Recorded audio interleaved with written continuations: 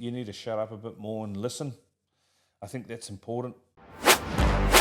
Welcome to Seekers Focus. Voices leading change. How do we help our people win? This is an important facet to us when we've distilled down exactly what it is we're trying to achieve when building a business. Two things that we really weigh up is how do we build environments that let our people thrive, and ultimately we want our people to win. When they win, we win, and winning means a whole range of things, and I'm going to explore a lot of that today. The first thing that I'm going to talk through is exceptional leadership. One thing that we are really proud of at Future Focus is that we pour a lot of time into our leaders. We love our leadership time. We love coming together.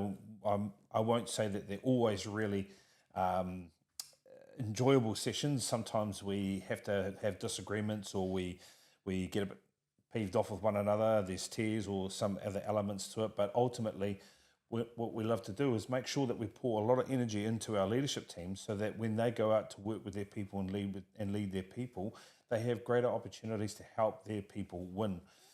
Exceptional leadership is a real passion of mine. It's something that we know we have continued to research as well. And one piece that I want to talk to is John Maxwell's Law of the Lid.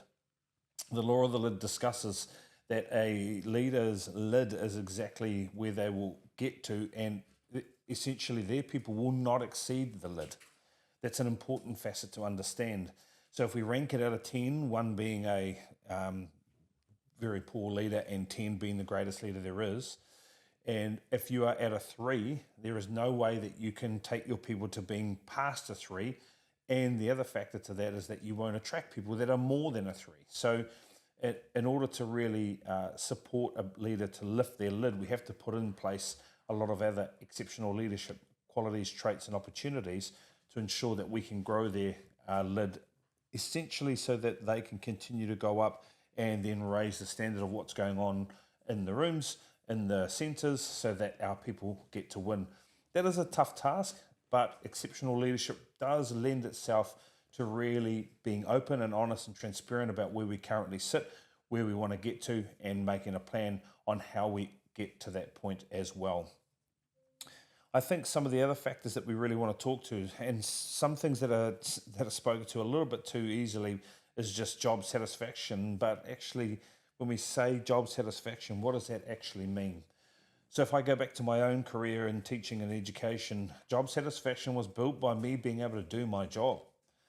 In the places or in the amazing work spots that I was lucky enough to really do great things within, I was able to actually be the teacher I wanted to be. I had the support around me from exceptional leaders that allowed me to be who I wanted to be.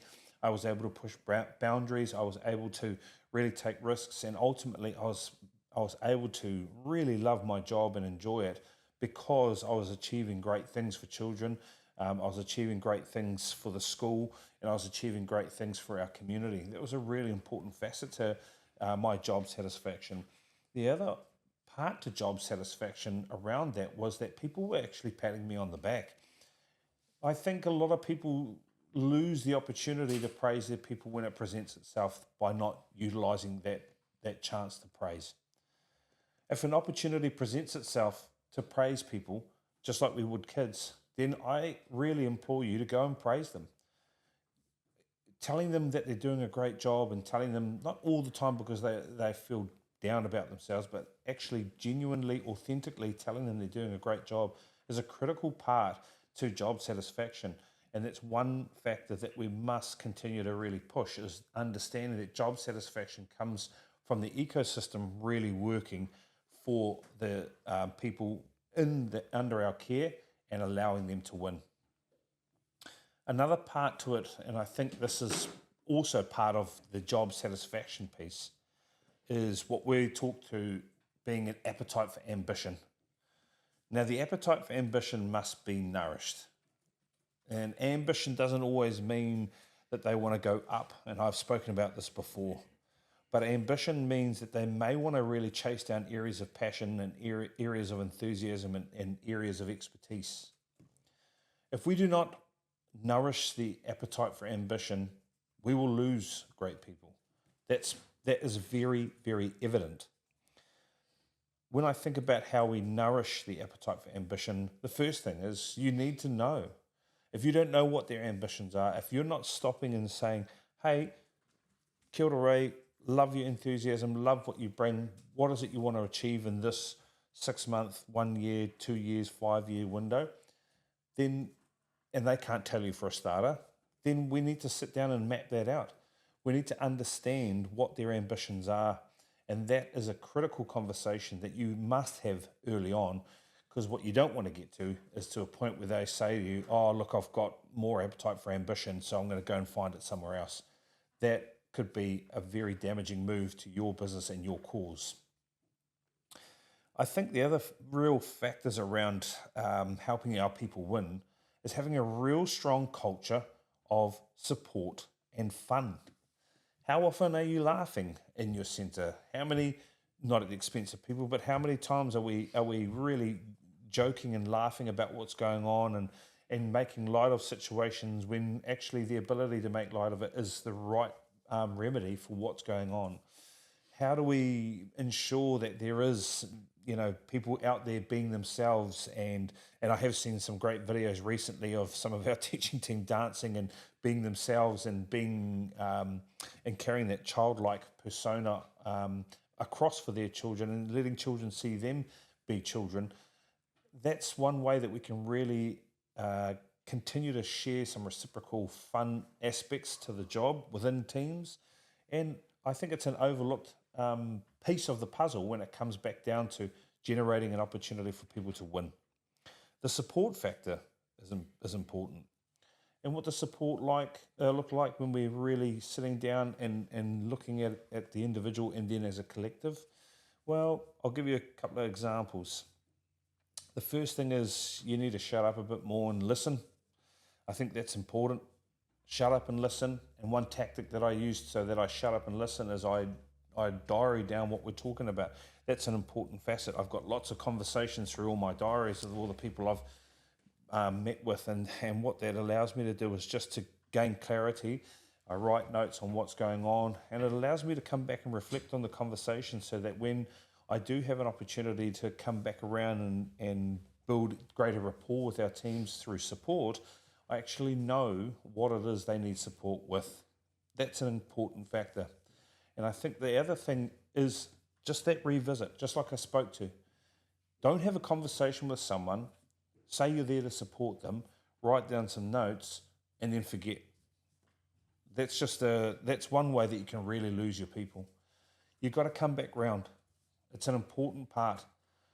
When I used to coach weightlifting, that was a real pet peeve of mine when working with other coaches, is they would go over to the athlete and they would suggest something that they need to work on. Then the athlete would acknowledge them and say, yep, okay, thank you. And then the coach would walk away.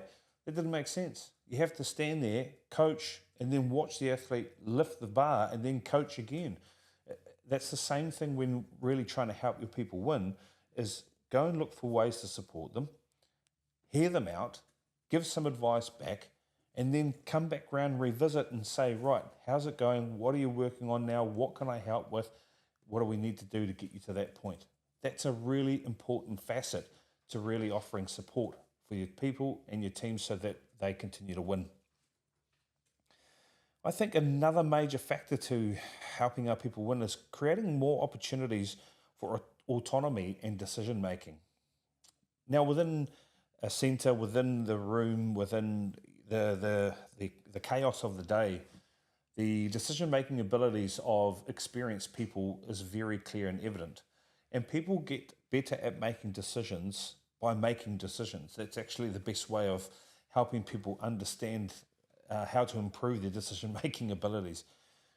If you've got a culture of support, if you've got leadership excellence, when people make decisions and it doesn't go well, then you can come back round, you can revisit the decision and actually think through with them, right, what happened, what went well, what didn't, what can we do next? But they won't get better at decision making if they don't practice decision making, and you haven't got a culture where there's a high level of support, where we can kind of make light of the mistake, if it's not too drastic, but ultimately make light of the mistake and ultimately have our leadership excellence in place to really grow from the decision-making mistakes. But also, the decision-making ability creates greater autonomy, and autonomy as a factor in terms of job satisfaction is quite a critical piece. It means, or what it says to me, and what it has always said to me in my past career, it has said to me, my leaders trust me, our teams trust me, cool, I can go off, I can make some decisions, I don't need to check it off with every single person, and I can go out there and they will trust that I will do and deliver what I promised to do. That is a real big factor to helping your people win. I really think the consistency of work conditions is a critical factor. Now, what does that mean when you unpack a lot of the consistency of work conditions? As a leader who is, enveloped in excellence, what I want to challenge you is, how do you turn up every single day? Do your people realize when you're in a bad mood and then you're tiptoeing around them? Do your people realize when you're up really high, but then the next day you're down really low? That's one element in terms of consistency that can really throw things.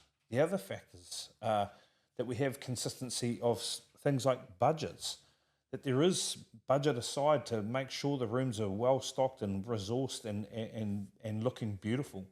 That we have consistency of cleaning. That's one thing that I know Ashley's been battling with in some of the aspects, because consistency of cleaning is a level of respect towards our teaching team to deliver on what they want to be doing, so that they're not walking into the job and having to remop floors and things like that. I think consistency of work conditions around meeting expectations, consistency of work conditions around what people need to be presenting when telling stories of learning progress, all those sorts of things, all those consistencies really matter. And the reason why consistency really matters, and I can tell you from my own experience, if you're not consistent, it's very hard to measure out that we're doing really well or not. That's the big thing. You must be able to measure that we're doing well or we're not doing well, and that comes from being consistent with your work conditions, and ultimately those factors will ensure a higher probability of your people winning and having greater success. I want to finish on one last thing when it comes back to helping our people win. And I don't think we're entirely unique in this space. But if you do not focus on helping people grow personally, it is very hard to help people grow professionally. I know that when I sorted out my home life, what was going on when I was younger, and I was going through all sorts of stuff, and it was very hard to bring that consistency into work. It was very hard to bring that fun, that autonomy, that decision making into work. If I had self-doubts, or I had fears about my own abilities, if I thought that I didn't fit in or things like that, it all came back to me when I started working on myself. If you are not creating an environment where people can come to you and suggest to you, hey, have you seen this podcast? Have you read this book? Have you listened to this lecture online? Have you seen this TED Talk? If you haven't got a culture within your team of people sharing their learnings and growing and ultimately reinventing themselves, then the probability of winning for our people is always going to be lowered. So I really encourage you, first, be vulnerable with yourself and where you are working.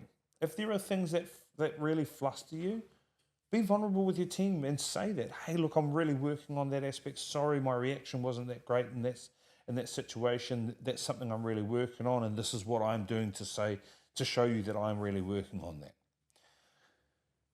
Second, what you can do is you can go out and share your books, share your journals, share your podcasts, share the things that really light you up. Put a real emphasis on the personal development you're doing. Model it. Show the consistencies. I walk around, I get hassled about my Dora the Explorer bag that I walk around with all the time. But the Dora the Explorer bag is filled with things that people know what is in there. They know that I've got some sort of book in there. They know that I've got my diaries in there. They know that I've got 50 million pens in there. But actually, ultimately, the consistency of me and what I've got through in my bag, in my Dora the Explorer bag, is what allows people to come in and say, oh, hey, what are you reading? Oh, what are you doing? And I can pull it out and show them. I love when I go into centre and I have an opportunity to pull out my diary when we're talking through things, and I've written some notes, and I've done some reflecting, and to actually share the practice, to share the consistencies, to share the vulnerabilities through my writing, my journaling, through discussion, through kōrero, is actually a critical part to people really leaning into understanding that, hey, the way I'm going to get ahead in life, the way I'm going to win in life is by really working on my own personal development. And that part, I'm really proud of Future Focus. I'm really proud of our Leadership Council for that factor. That is one thing that I can unequivocally say we have continued to commit to. We continue to show that we are not done yet, that we're not just trapped in our current mindsets, that we're going to keep pushing and keep growing, because ultimately, if we can keep growing, if we can keep winning, then it will continue to ensure the probability of success and winning for our people in the future, and ultimately help them really turn into the people that they are really wanting to be in life. Up the wires.